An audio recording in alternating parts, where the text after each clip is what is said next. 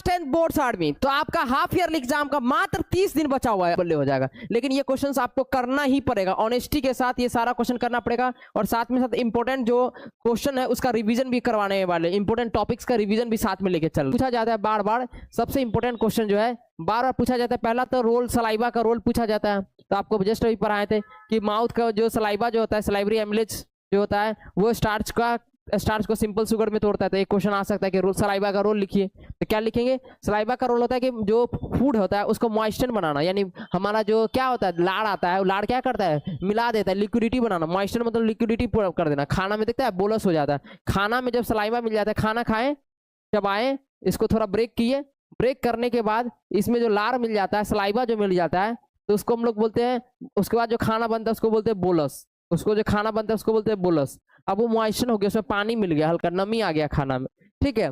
तो ये नमी देता है, खाना को मॉइस्चर करता है। और सलाइवरी एमिलेज जो बैक्टीरिया है वो क्या करता है? स्टार्च को सिंपल शुगर में तोड़ देता है, स्टार्च को सिंपल शुगर में तोड़ देता है। तो पहला क्वेश्चन पूछा जाता है रोल ऑफ सलाइवा, तो ध्यान में रखना है रोल ऑफ सलाइवा। दूसरा सब्जेक्टिव क्वेश्चन में आता है आर्टरीज और वेन के बीच में डिफरेंस। ये दूसरा इंपॉर्टेंट क्वेश्चन जो पूछा जाता है कि आर्टरीज और वेन के बीच में डिफरेंस लिखिए। क्या ध्यान में रखना आपको कि आर्टरीज जो होता है वो कैरी करता है ब्लड को, ये क्या करता है? Blood away from the heart, heart से दूर ले जाता है, हार्ट से ब्लड को दूर ले जाता है। आर्टरीज जो होता है हार्ट में होता है, हार्ट से ब्लड को बॉडी में ले जाता है। आर्टरी क्या करता है पता है? हार्ट से ब्लड को बॉडी में ले जाता है, हार्ट से दूर ले जाता है, हार्ट से बॉडी में ले जाएगा, ठीक है जनरली। और ये क्या करता है? ये उल्टा करता है, ये ब्लड को हमारे बॉडी से वापस हार्ट में लेके आता है, ये उल्टा करता है, बॉडी से गंदा खून लेके हार्ट में वापस लेके आएगा। तो ठीक है, दूसरा क्वेश्चन रहेगा, दूसरा इसी में 3 डिफरेंस लिखना रहेगा। जनरली कैरी ऑक्सीडेटेड बॉडी, ये अच्छा खून रखता है, जनरली ये अच्छा खून रखता है, लेकिन पल्मोनरी लग जाएगा तो ये गंदा खून रखेगा। और पल्मोनरी नहीं लगा है, केवल आर्टरीज है, तो ये अच्छा खून रखेगा। केवल इसमें पल्मोनरी नहीं लगा, केवल वेंस लिखा हुआ है, केवल वेंस, तो जनरली ये गंदा खून रखता है, डीऑक्सीडेटेड ब्लड रखता है, ठीक है। अगला क्वेश्चन है सर, इसका जो वाल होता है वो थिक होता है और इलास्टिक होता है, क्योंकि इसको ज्यादा प्रेशर झेलना पड़ता है। इसका वाल क्या होता है? इसके मुकाबले में थिनर होता है और इसके पास वाल्व प्रेजेंट होता है, ठीक है सर। तो ये डिफरेंस लिख लेंगे, क्लियर है सर। आर्टरी और वेन्स का 5 मार्क्स का क्वेश्चन पूछा जाता है, ठीक है। तो इसमें अभी हमने एक क्वेश्चन करवाया ऑलरेडी, आर्टरी और वेन का। अगला हमारा आ रहा है सर, स्टोमाटा का फंक्शन पूछा जाता है। अगला क्वेश्चन आता है right the function of stomata. तो स्टोमाटा का फंक्शन आएगा क्वेश्चन सब्जेक्टिव में, तो क्या लिखना है? स्टोमाटा का फंक्शन, स्टोमाटा का फंक्शन लिखना है, जैसे स्टेप्स बताएं वैसे लिखना है। स्टोमाटा पहला तो क्या करता है सर? ये तो लीफ के अंदर में प्रेजेंट होता है, ठीक है। ये क्या करता है? गैस को एक्सचेंज करता है सर, ऑक्सीजन को छोड़ेगा और कार्बन डाइऑक्साइड को लेगा, ठीक है। तो फोटोसिंथेसिस और रेस्पिरेशन में हेल्प करता है सर, ठीक है। ट्रांसपिरेशन, पानी लॉस होता है सर। तो आगे अगर आएगा फंक्शन ऑफ स्टोमाटा तो 2 लिख देना है, पहला एक्सचेंज ऑफ गैसेस, दूसरा ट्रांसपिरेशन, ठीक है। अगर तीसरा क्वेश्चन आएगा, क्वेश्चन आता है कि why magnesium is clean before, question देता है कि why magnesium is clean before burning, why magnesium is clean before burning, is clean before burning, जलाने से पहले। तो इसका ये क्वेश्चन आता ही आता है, एनसीईआरटी में है तो पूछेगा ही। तो मैग्नीशियम को हम लोग, मैग्नीशियम रिबन को क्लीन इसीलिए करते हैं जलाने से पहले, ताकि उसमें जो थीन लेयर होगा मैग्नीशियम ऑक्साइड का, ठीक है, थीन लेयर होगा मैग्नीशियम ऑक्साइड का, वो जो होगा वो क्या करेगा, उसमें जो पहले से होगा वो ऑक्सीजन के साथ आसानी से जुड़ जाए। तो थीन लेयर होगा वो रेडी हो जाए ऑक्सीजन के साथ रिएक्शन करने के लिए। थोड़ा उसमें क्या होता है, रब करेंगे तो क्या होगा, थीन लेयर जो होगा मैग्नीशियम ऑक्साइड का पहले से वो हट जाएगा और ऑक्सीजन ऑटोमेटिक जुड़ जाएगा, ताकि ऑक्सीजन ऑटोमेटिक जुड़ जाएगा। जो थीन लेयर होता है मैग्नीशियम ऑक्साइड का, ठीक है, उस वो अलाउ, ताकि वो अलाउ करे क्या, ऑक्सीजन के साथ रिएक्शन करना, इसलिए रब करते हैं। रब करने पर जल्दी से अलाउ करता है, ऑक्सीजन के साथ तुरंत कैच करता है, जलना स्टार्ट कर देता है। इसलिए देखा होगा कोई चीज को रब करते हैं हम लोग, सलाई का काठी भी देता है, मारते छक, ठीक है। अगला क्वेश्चन तुमसे पूछा जाएगा कि डिस्प्लेसमेंट रिएक्शन क्या होता है। डिस्प्लेसमेंट रिएक्शन, तो डिस्प्लेसमेंट में क्या होता है, हायर रिएक्टिव एलिमेंट क्या करता है, लेस रिएक्टिव एलिमेंट को डिस्प्लेस कर देता है। जैसे कि देखो Zn हाई रिएक्टिव है, कॉपर लेस रिएक्टिव है, इसको धक्का मार के हटा दिया, ठीक है। अब देखो अकेला हो गया, डिस्प्लेसमेंट रिएक्शन। तो इससे क्वेश्चन पूछा जाता है, सब्जेक्टिव में इससे क्वेश्चन पूछा जाएगा। अगला सब्जेक्टिव क्वेश्चन क्या पूछा जाता है, रेंसिडिटी के बारे में। अगला क्वेश्चन पूछेगा रेंसिडिटी, व्हाट इज रेंसिडिटी। तो रेंसिडिटी में क्या होता है, ऑक्सीडेशन होता है फैट्स और ऑयल का। जो हमारा कुरकुरे वगैरह होता है उसमें क्या होता है, फैट्स और ऑयल होता है, उसका क्या होता है, ऑक्सीडेशन होता है। ऑक्सीडेशन जैसी हो गया तो उसका टेस्ट और स्मेल खराब हो जाएगा, अनप्लीजेंट टेस्ट और स्मेल हो जाएगा, बहुत खराब हो जाएगा, खा ही नहीं पाएगा। अब इसे बचने का तरीका क्या हो गया, इसको फ्रीज में रखेंगे, साथ में साथ उसको पैकेजिंग बहुत अच्छा से करेंगे, एयर टाइट पैकेजिंग करेंगे, एंटीऑक्सीडेंट डालेंगे, जैसे कि नाइट्रोजन गैस उसके अंदर में फिल करेंगे, ताकि ये खराब ना हो, खाना कुरकुरे वगैरह का पैकेट खराब ना हो, ठीक है। तो ये क्वेश्चन पूछेगा।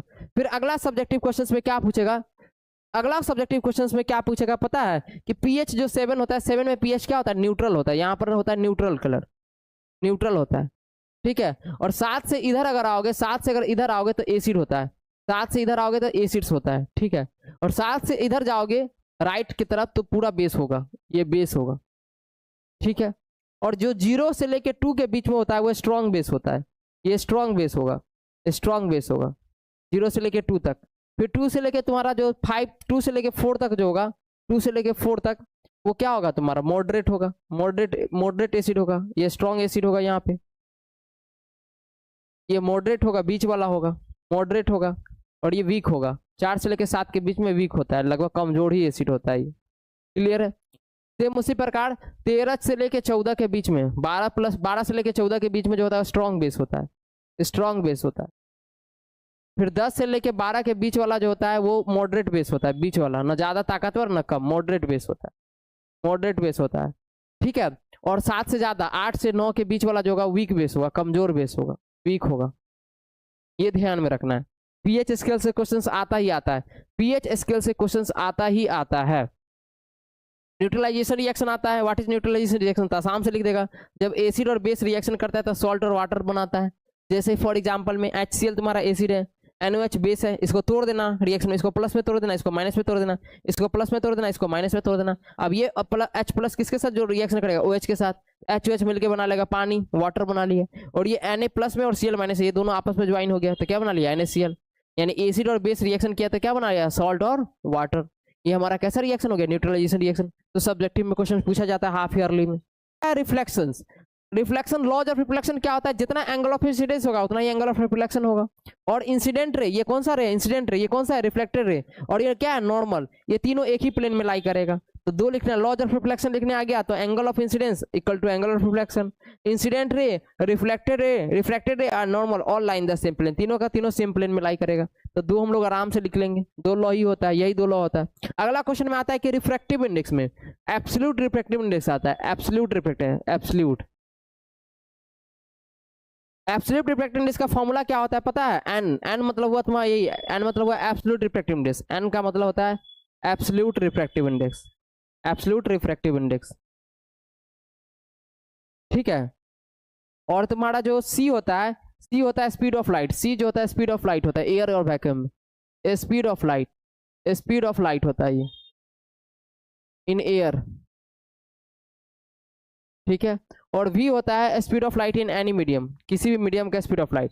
तो क्या फॉर्मूला याद रखेंगे, the ratio of speed of light in vacuum to its speed of light of that medium is called absolute refractive index. और फॉर्मूला क्या हो जाएगा, n is equal to c by v, absolute refractive index is equal to speed of light in air और vacuum divided by speed of light in that medium, speed of light in that medium. इसका मतलब क्या हुआ, speed of light in that medium, speed of light in that medium, speed of light in that medium. इससे numericals भी आता है।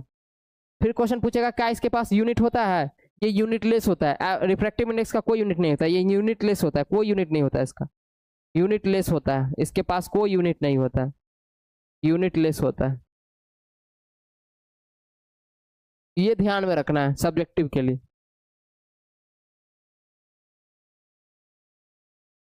अगला, ये क्वेश्चन तो आता ही आता है हाफ ईयरली में, ये क्वेश्चन तो आता ही आता है। क्या क्वेश्चन से दिखा देते हैं, क्वेश्चन से फेगोसाइटोसिस, फेगोसाइटोसिस एमीबा में क्या होता है बताते हैं, जो खाना खाने का जो प्रोसेस होता है फेगोसाइटोसिस हुआ, ठीक है। इसमें क्या होता है, एमीबा पहले अपने क्या करेगा, सूडोपोडिया बनाएगा, पहले एक्सटेंड करेगा अपना पैर, अपना बॉडी को एक्सटेंड करेगा, सूडोपोडिया स्ट्रक्चर बनाएगा, फिंगर लाइक प्रोजेक्शन बनाएगा, इसको बोलते हैं फिंगर लाइक प्रोजेक्शन, फिंगर जैसा प्रोजेक्शन बनाएगा, हमारा हाथ जैसे ऐसे है ना, ऐसे फिंगर लाइक प्रोजेक्शन, जहां पे खाना होगा उसके आसपास में ऐसे बनाएगा ताकि इसको कैप्चर कर ले अंदर, फिंगर लाइक प्रोजेक्शन। एमीबा क्या करेगा, सूडोपोडिया बनाएगा। अब सूडोपोडिया के हेल्प से फूड को अंदर इनगल्फ कर लेगा, सूडोपोडिया के हेल्प से फूड को अंदर इनगल्फ कर लिया। अब अंदर में जैसे फूड डालेगा तो फूड वैक्यूल बन जाएगा। ये कौन सा क्या बन गया, ये बन गया फूड वैक्यूल, क्या बन गया, फूड वैक्यूल, एमीबा में बन गया फूड वैक्यूल बन गया, फूड वैक्यूल बन गया।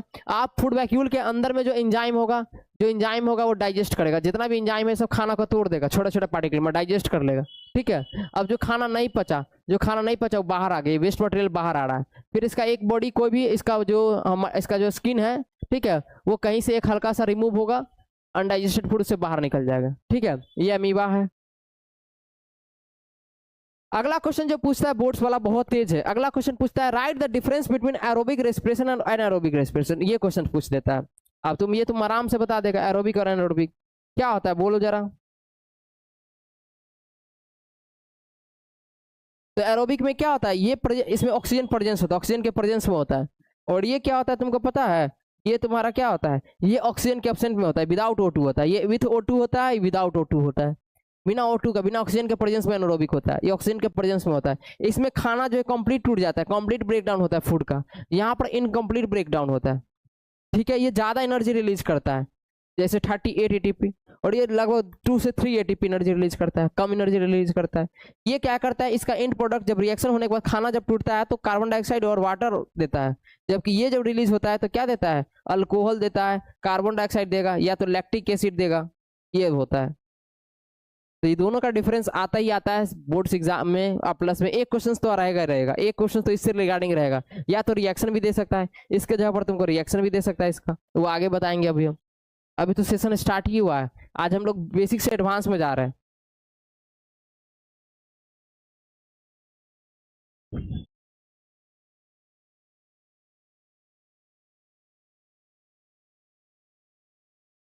तो बच्चा नोट्स नहीं ज्वाइन किया, टेलीग्राम में ये सारा क्वेश्चंस मिल जाएगा, और सारा अपडेट और नोट्स सब टेलीग्राम पे मिलेगा। ठीक है, तो ये सब्जेक्टिव क्वेश्चंस आया हुआ है एग्जाम में, हर साल का पैटर्न हम लोग स्कूल सबका पेपर देख रहे हैं, उसके रिकॉर्डिंग हम लोग क्वेश्चंस बनाए सब्जेक्टिव भी। अगला सब्जेक्टिव ये रहा स्क्रीन पे। अगला है सर, ये क्वेश्चन आता है रिडॉक्स रिएक्शन।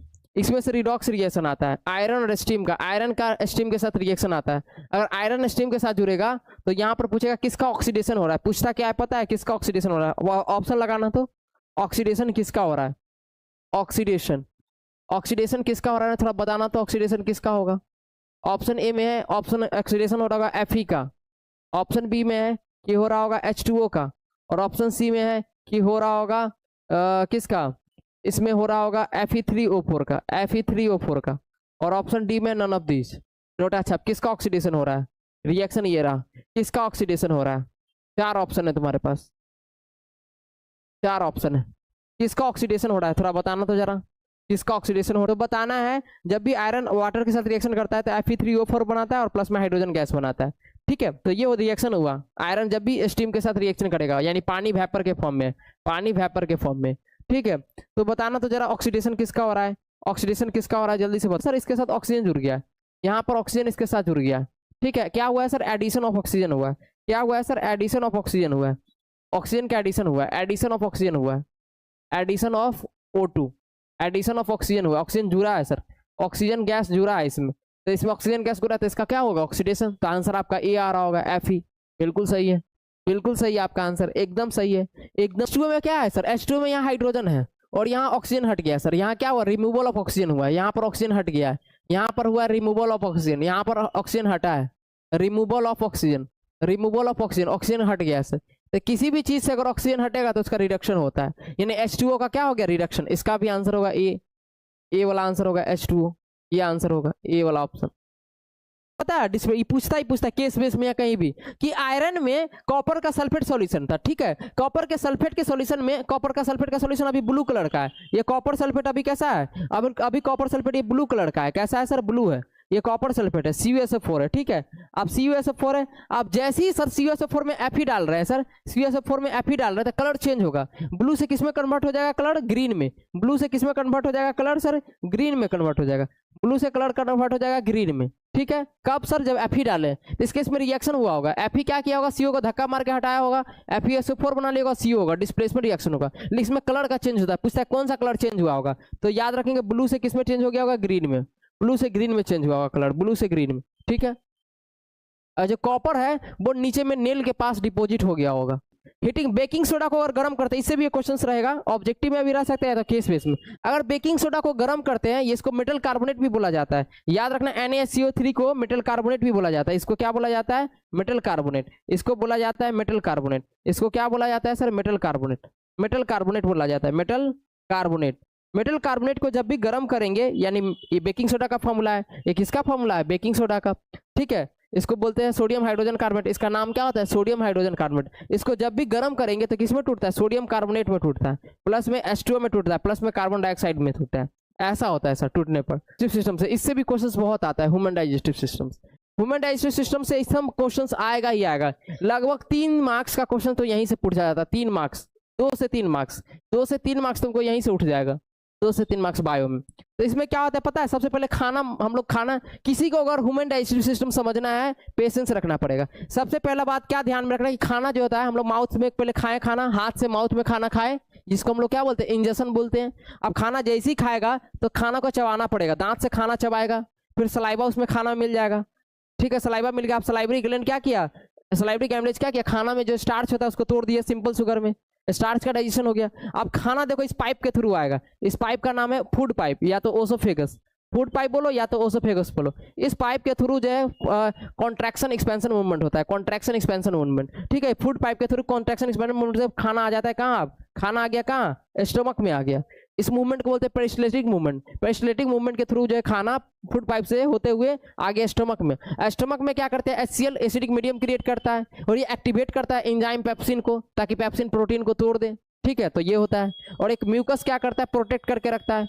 म्यूकस क्या करता है? म्यूकस क्या करता है? इनर लाइनिंग वॉल को प्रोटेक्ट करके रखता है। इनर लाइनिंग वॉल को प्रोटेक्ट करके रखता है। Protect inner lining wall from acid, protect inner lining wall from acid, protect inner lining wall of stomach from acid, inner lining wall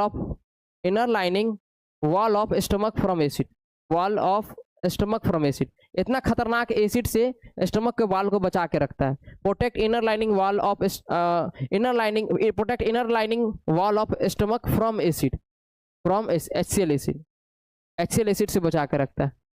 ये help करता है। ठीक है, और HCl एक और काम करता है। HCl क्या करता है पता है? बैक्टीरिया को ही मारता है। It kills bacteria that come inside the food. खाना खाते हैं, खाना के साथ जो बैक्टीरिया आएगा उसको भी मारेगा। It kills bacteria that come inside the food, it kills bacteria that come inside with the food, that come inside with food, that come inside with food. Food के साथ जो बैक्टीरिया आएगा उसको मारेगा। ठीक है, अगला क्वेश्चन। अब स्टमक से खाना कहाँ आएगा? स्टमक से खाना आएगा अब लार्ज इंटेस्टाइन, स्मॉल इंटेस्टाइन में। यहाँ अब यहाँ क्या होगा? यहाँ हमारा क्या है? बाइल क्या करेगा? पूरा फैट्स को तोड़ देगा, फैट्स को डाइजेस्ट करेगा। पेनक्रियाटिक इंटेस्टाइन क्या एंजाइम जो होगा फैट्स को, तुम्हारा ये प्रोटीन को, सबको, ये सबको कंप्लीट डाइजेशन यहाँ पे हो जाएगा। यहाँ खाना कंप्लीट टूट जाएगा, इतना जानो। फिर जो खाना नहीं पचा वो आ जाएगा लार्ज इंटेस्टाइन में, जो खाना नहीं पचा वो आ जाएगा लार्ज इंटेस्टाइन में। और उसमें जो पानी होगा, एक्सेस मात्रा में पानी होगा, वो एब्जॉर्ब हो जाएगा। अब जो खाना बच गया वो यहाँ से रेक्टम में आके स्टोर होगा, रेक्टम में आके खाना स्टोर होगा। फिर थोड़ा देर के बाद जब प्रेशर क्रिएट होगा तो एनएस के थ्रू खाना, गंदा जो खाना नहीं पचा, जिसको हम लोग पोटी बोलते हैं या तो फेसेस बोलते हैं बायो की भाषा में, फेसेस, ये फेसेस बाहर आ जाएगा एनएस के थ्रू, एनएस के थ्रू बाहर आ जाएगा।